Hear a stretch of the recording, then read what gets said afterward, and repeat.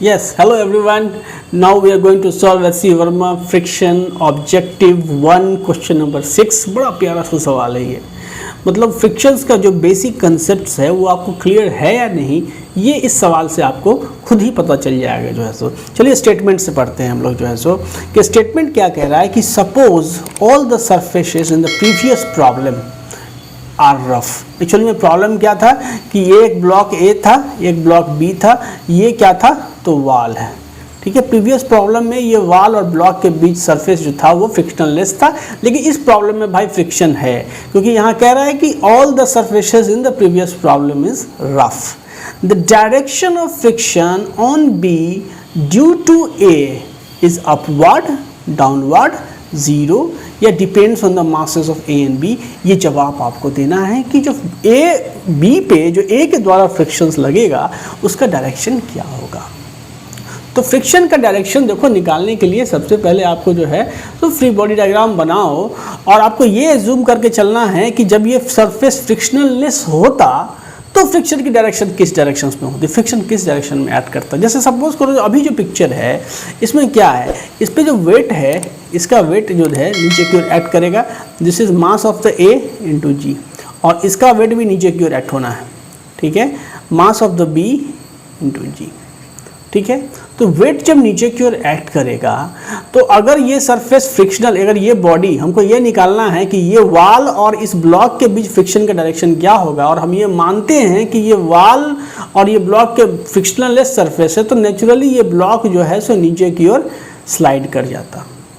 तो जब फ्रिक्शनलेस होता है तो नीचे की ओर टेंडेंसी है, तो फ्रिक्शन जब होगा तो फ्रिक्शन क्या करेगा, इस टेंडेंसी को अपोज करेगा, इसीलिए वाल जो है इस ब्लॉक पे फ्रिक्शन फोर्स अपवर्ड डायरेक्शंस में ऐसे लगाएगा। This will be the friction force क्या है, FR1। This is the FR1 क्या हो गया, फ्रिक्शन फोर्स क्या हो गया, ये फ्रिक्शन फोर्स बाय वाल ऑन ब्लॉक ए। ठीक है, this is the friction force by वाल ऑन ब्लॉक ए। अब क्या होगा कि ये ब्लॉक भी वाल पे फ्रिक्शन फोर्स लगाएगा और उसकी टेंडेंसी कैसी होगी, वो हो जाएगी आपको ऐसे नीचे की ओर। This will be the friction force, FR1 ही वैल्यू होगी लेकिन वो नीचे की ओर होगी। ये जो डायरेक्शन है क्या है, फ्रिक्शन फोर्स ऑन वाल बाय द ब्लॉक ए। ठीक है, तो इसकी अभी बात ज़रूरी नहीं है। हाँ, आपने ये एज्यूम्शन लेके निकाल लिया कि वाल इस पर फ्रिक्शन फोर्स अपवर्ड डायरेक्शन पे यूँ लगाएगा। अब आपको निकालना है इन दोनों सरफेसेस के बीच में फ्रिक्शन फोर्स का डायरेक्शन क्या होगा। तो चलिए फ्री बॉडी डायग्राम से समझते, थोड़ी सी बातें उससे भी क्लियर होगी। ये रहा ब्लॉक बी, ब्लॉक ए, आप इस पर फोर्स F अप्लाई करते हो। ठीक है, फोर्स F जब आपने इस पर अप्लाई किया इस डायरेक्शंस में, तो क्या होगा कि ये जो बॉडी है ये रिजिड बॉडी है, तो ये इसको प्रेस करेगा, तो ये जो ब्लॉक ए है ये आपको एक नॉर्मल रिएक्शन फोर्स इस डायरेक्शन में अप्लाई करेगा। ठीक है, ये नॉर्मल रिएक्शन फोर्स इस डायरेक्शन में अप्लाई करेगा, और चूंकि हॉरिजेंटली ये बॉडी जो है सो क्या है, इक्विलिब्रियम में है, तो normal reaction force N is equal to ये F हो जाएगा। साथ में इस पर जो इसका वेट जो MBG है नीचे की ओर ऐड कर ही रहा है, mass of the block B into g नीचे की ओर ऐड कर ही रहा है। अब ये जो N है वो F के बराबर हो गया।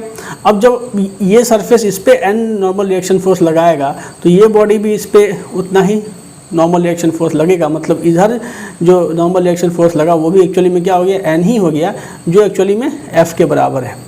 और ये होगा तो जब वाल इसको प्रेस करेगी तो फिर इधर भी नॉर्मल रिएक्शन फोर्स जो लगेगा वो F के बराबर ही होगा। अब क्या होगा कि जब नॉर्मल रिएक्शन फोर्स F के बराबर होगा तो friction force normal reaction force का ही हॉरिजॉन्टल कंपोनेंट है, मतलब normal reaction force mu times of N होता है। ये क्या है, एक्चुअली में नॉर्मल रिएक्शन फोर्स N ही न है, तो फ्रिक्शन फोर्स ऊपर की ओर, इस पर वाल ऊपर की ओर फ्रिक्शन फोर्स लगा रहा है। This is the friction force FR1। अब मुझे क्या निकालना है कि A और B के बीच फ्रिक्शन निकालना है। उसके लिए मैं क्या मानूंगा कि assume that the surface between A and B, क्या करना होगा, एज्यूम करिए कि सरफेस जो है क्या करेंगे, assume that the surface between A and B is frictional less. ठीक है, फ्रिक्शनल लेस। अब इस एज्यूम्पशन के बाद आप टेंडेंसी ऑफ मोशन निकालिए, टेंडेंसी ऑफ मोशन को पता करिए कि किस डायरेक्शन में टेंडेंसी ऑफ मोशन है, और फिर आप फ्रिक्शन फोर्स क्या होगा, opposite of the direction of tendency of motion, opposite of tendency of motion जो है ऑफ मोशंस, वही फ्रिक्शन फोर्स होगा। ये प्रोसेस है, ये this is a simple way of applying the direction of friction force निकालना होगा, तो आप इसी तरीका से निकालोगे। तो अब ये बताओ कि जब ये सरफेस फ्रिक्शनल लेस होगा तो भैया ये जो ब्लॉक बी है इस पर डाउनवर्ड डायरेक्शन में एक फोर्स लग रहा है MBG, तो इसका जो डाउनवर्ड डायरेक्शंस में एक्सेलरेशन होगा AB, वो क्या होगा, तो ये जो नेट फोर्स लग रहा है MBG by mass of block B, तो ये क्या होगा, ये कट गया, तो एक्चुअली में इसका एक्सेलरेशन क्या आ गया, तो इसका एक्सेलरेशन डाउनवर्ड डायरेक्शंस में आ गया G।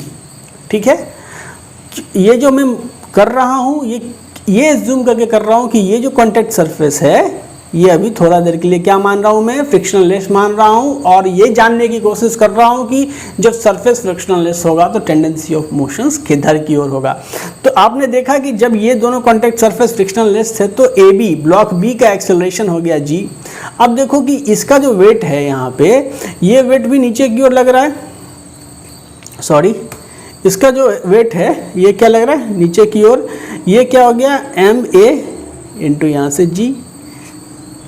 एक तो वर्टिकल डायरेक्शन में मतलब एक फोर्स इसका वेट लग रहा है, दूसरा ये वाल इस पे फ्रिक्शन अप्लाई कर रहा है, मैंने एज्यूम किया है इस सरफेस को फ्रिक्शनल लेस, ठीक है, और तब जाकर के जो है जब इसको एज्यूम किया है तो इसका फ्रिक्शन तो पिक्चर में आएगा ही आएगा, तो इस पे तो फ्रिक्शन फोर्स FR1 ऊपर की ओर लग रहा है, और यहाँ से MAG जो है वर्टिकल फोर्स डाउनवर्ड नीचे की ओर लग रहा है। तो जब आप एक्सेलरेशन निकालोगे A का तो ये क्या हो जाएगा, आप यहाँ जब इसका एक्सेलरेशन निकालोगे तो जो नेट फोर्स होगा, इस पे नेट फोर्स क्या काम कर रहा है, MA into G minus friction force FR1 जो वाल इस पे अप्लाई कर रहा है बट्टा यहाँ पे MA, तो कहीं ना कहीं ये क्या हो जाएगा G माइनस FR1 बाई यहाँ से मास of the block A, mass of the block A, this is capital A होगा, मास ऑफ द ब्लॉक A है, तो ये हो गया acceleration of the block A। अब देखो कि जब तुमने दोनों सरफेसेस को फ्रिक्शन लेस माना तो देखो ये जो B वाला ब्लॉक है इसका डाउनवर्ड आने का एक्सेलरेशन है G, लेकिन A वाले ब्लॉक का भी डाउनवर्ड आ जाने का एक्सेलरेशन है, लेकिन इसका एक्सेलरेशन है G minus FR1 by MA, और ये क्या है, ये एक पॉजिटिव वैल्यू होगा। तो कहीं ना कहीं ये क्लियर है कि A जो है उसकी नीचे आने का जो एक्सेलरेशन है वो G से क्या है, A वैल्यू जो है वो लेस देन G है, ठीक है, और AB की वैल्यू क्या है, इक्वल टू G है। तो क्या होगा आपको कि B वाला जो ब्लॉक है वो ज़्यादा तेज़ी से नीचे की ओर आएगा in comparison to the A के कंपैरिजन में B नीचे की ओर आएगा। अगर आप क्योंकि फ्रिक्शन फोर्स लगाना है तो A के रिफरेंस में B का जो मोशन है वो क्या है, डाउनवर्ड है। A के रिफरेंस में B का मोशन क्या है, डाउनवर्ड है। तो इस मोशन को अपोज करने के लिए A इस पे वर्टिकल डायरेक्शन में एक फोर्स लगाएगा जिसको फ्रिक्शन फोर्स FR2 बोलेंगे, और जब A इस पे वर्टिकल डायरेक्शन में फोर्स लगाएगा तो इसका खामियाजा एज ए रिएक्शन फोर्स इस पे भी अप्लाई होगा, और ये हो जाएगा यहाँ से FR2। तो क्या होगा, यहाँ से आपने निकाला कि जो आपका जो friction force on B due to A, B पे जो फ्रिक्शन फोर्स लगेगा A की वजह से वो क्या हो रहा है, तो वो it is upward friction force conclude हो रहा है। तो आपने देखा कि सबसे पहले फ्रिक्शन फोर्स का अगर आपको डायरेक्शन पता करना तो आप उस सरफेस को पहले फ्रिक्शन लेस मानो। जैसे मुझे पता करना था कि ब्लॉक A और इस वाल के बीच क्या फ्रिक्शन फोर्स का डायरेक्शन होगा, तो मैंने माना कि सपोज करिए कि ये सरफेस क्या है, तो ये फ्रिक्शनल लेस है, और तब मैंने इसका टेंडेंसी ऑफ मोशन निकाला इस पे जो फोर्स लग रहा था उससे, कि इस पे एक ग्रेविटेशनल फोर्स जो वेट लग रहा है नीचे की ओर लग रहा है, इसकी टेंडेंसी नीचे जाने की होगी। तो जब वाल फ्रिक्शन से भरा होगा तो फ्रिक्शन ऊपर की ओर इस टेंडेंसी ऑफ मोशन को अपोज करेगा। इस तरह से हमने इस पे फ्रिक्शन फोर्स का डायरेक्शन निकाला। फिर ए और बी के बीच फ्रिक्शन फोर्स का डायरेक्शन निकालना था, तो मैंने एज्यूम किया कि ए और बी का सरफेस फ्रिक्शनल लेस है, और तब मैंने ये पता करने की कोशिश की, तो इसका जो डाउनवर्ड आने का एक्सेलरेशन था वो क्या था, ज़्यादा था, ये ज़्यादा तेज़ी से नीचे की आ रहा है बी के रिस्पेक्ट में, तो कहीं ना कहीं ए के रिस्पेक्ट में, तो कहीं ना कहीं ए के रिस्पेक्ट में वो नीचे आ रहा है, तो नीचे आ रहा है, तो इस नीचे की टेंडेंसी को अपोज करना होगा ए को, ए इसको अपवर्ड डायरेक्शन में फ्रिक्शन फोर्स अप्लाई करेगा। तो ये बड़ा सिंपल सा और बहुत ही दिमाग को खोल देने वाला जो है ऑब्जेक्टिव था। आपको ये कंसेप्ट का यूटिलाइजेशन आप बड़े बड़े सवालों में भी कर पाएंगे।